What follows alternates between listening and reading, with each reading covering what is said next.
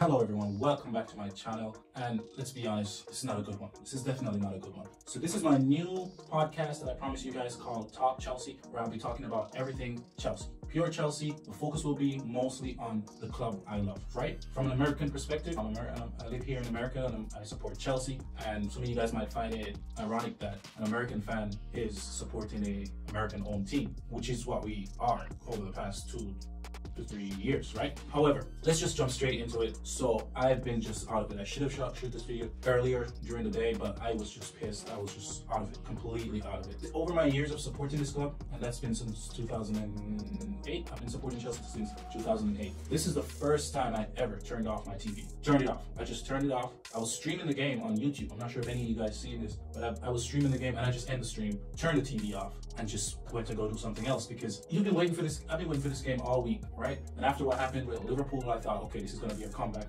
But we were spineless, toothless. There was nothing. There was nothing in this game. I'm not sure what's really going on at the club. So I just turned the TV off because I'm just sick of it. I'm really, really sick of it. And as I said, I've never done this before. But there comes a point where you can't take no more. You could take so much and no more. And I just turned it off. So for my game reaction, as I said, I turned it off. I didn't watch the full game. I just kept up with the score, and each time I look at my phone and check the score, I'm like, oh, here we go, here we go, here we go, here we go.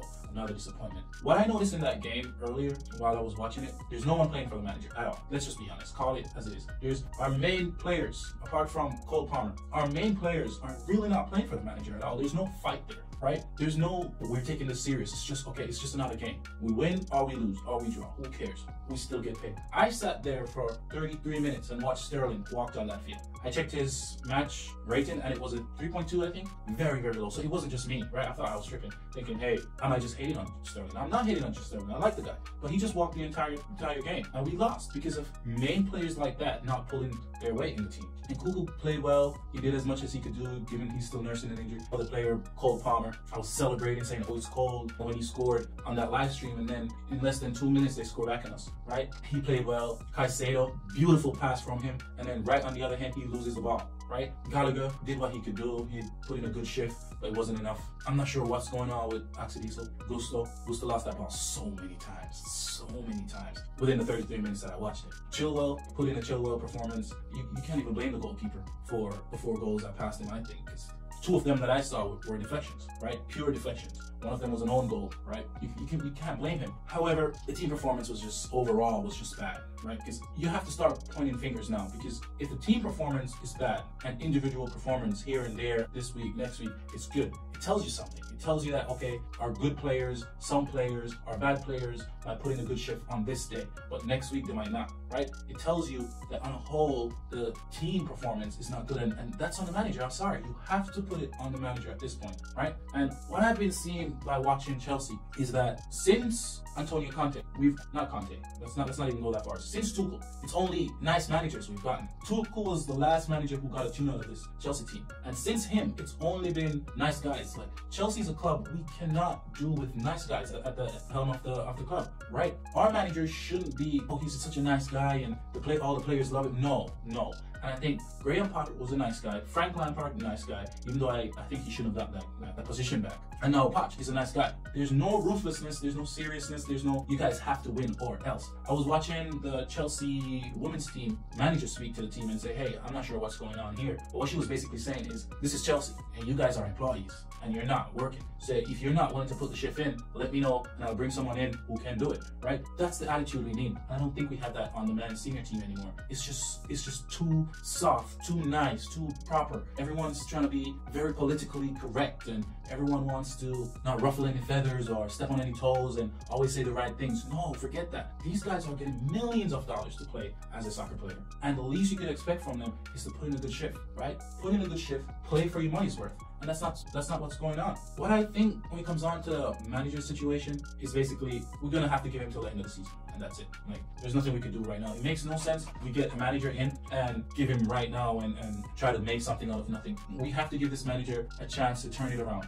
but to the end of the season. If there's no change, he has to go. Right? There's so many good managers right now lining up and who would be so eager to take this Chelsea role as a Chelsea manager. But now we're stuck with Poch. Like, Poch has never convinced me that he's a serial winner. He's not a serial winner, right? What has he won major in his managerial career, right? He won nothing with Spurs. He won the cup, the French cup at PSG that I could have won, and even lost it one year. Fell out with the dressing room, it seems. So I'm not sure he's the right guy. I like him, but I just think he's a little bit too nice. And when you're in the position that we're in, coming from the club being sold and new manager and all of that, you need a strong figure in the club. And I'm not sure he's that strong figure. And as it relates to the owners of the club, right? These are American owners, and this is a message straight to Todd Bowley and his people. Like, this is not representing who we are. We just come in, spend a bunch of money, and just settle for mediocre. Like, you put in a lot of money in this club, you should be getting a return. And this is not representing where we're from, right? This is one of the few American-owned clubs in Europe, and among the big boys, you could say. This club is among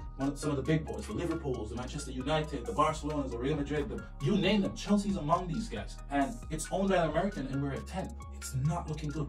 We fell short last year. It seems like we're gonna fall short this year. It's definitely not looking good. So to take shame from out of our eyes, please, Todd Bowley and his people, please get this right, because we cannot come 10 or below 10 this year again. We have to be in at least Europe minimum, right? We have a finals coming up. We need to win that. We are still in the FA Cup. We need to beat Aston Villa and make a run in this cup. But what we cannot do is settle for mediocrity, right? We need to do better and represent America, because that's basically what we're doing. For the ambition of the club at the moment, I'm not even sure what the ambition is. Was the ambition for the owners to come in and just spend a bunch of money and get a return? Because now I'm not sure if we are having a return. I'm not privy to the finances of the club, but I'm sure after spending so much money and having this limited success, we're definitely not in any position where we're making major profit off this club, right? Or a major return per se off this club. So the ambition has to step up. The ambition has to step up. Like, I'm not sure if the communication between Todd Bowley or the owners and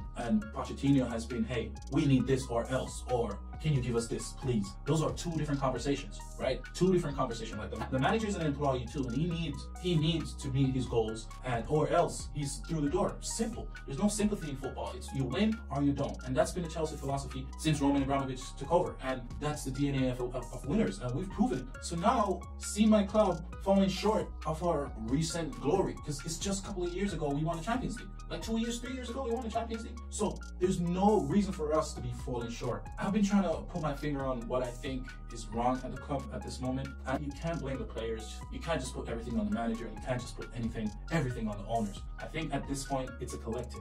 I think collectively every single department is falling short in either one or two things, and when you put them together, it compounds in a much larger issue, and that is why we're on the verge of not even going into Europe this year. For the players, I'm not sure these players are playing for the club. I'm not sure there's no pride within these players to represent Chelsea. There's no zeal to fight. There's no brotherhood per se. I'm not seeing the brotherhood on the team. There's no like soldiers going to war feeling within the club, right? There's none of that. I'm not seeing any player, apart from maybe Thiago Silva, who would die for one of these players out there. I'm not seeing any of that, right? They're not covering each other. They're not like, I'm just not feeling it. And I know I'm going on a rant here, but my point is, it's not just the players, but they do contribute. The manager, I think the manager is too soft. I think his coaching staff is too soft. I think everyone there that works with and close to Pochettino is a little bit of a nice guy. And nice guys, they always finish last. And at the moment, we're finishing last based on our standards, right? Based on our standards, we might as well just finish last. And I know what last means, but that's what we're finishing right now. If we're not in Europe, we've come last, and that's it. For Todd Bowley and the owners, I think they're falling short because they're not thinking about immediate success. I think they're tunnel vision to this, oh, future, right? One thing I've learned over my years is that the future is not promised to anyone. So you should take care of now. And for now, we're awful. And there's no seriousness there's no fight or any major concern to fix the now. Like, this is what we need to take into consideration, the now. Because in this moment, we're awful and we have to fix that. So with those three things, from the players and the lack of pride and the fight for the club, from the manager being too nice and the owners focusing on just the future, I think that's what puts us in this position right now that we're in. And trust me, I hope we could lift ourselves out of it and probably at least try and make it into Europe. I doubt we will, but things can't go on just like this. And you can't fire all 22 players or more. It's unfair to just blame one manager, and the owners aren't going anywhere. So what do we do? What's missing in this club? If we work on those three things that I just mentioned, I think we should turn this around. Maybe not this year, but maybe next year, right? Anyhow, thank you guys for joining me on my first podcast. This is Talk Chelsea episode 1, right after the